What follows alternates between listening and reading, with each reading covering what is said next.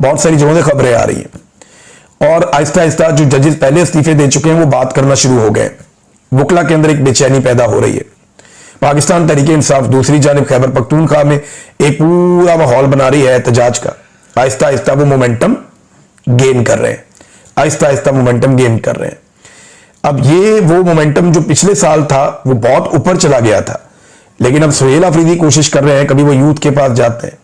ابھی وہ مالاکنڈ سائٹ پہ گئے ہیں، وہاں جا کے انہوں نے ایک جلسہ کیا ہے،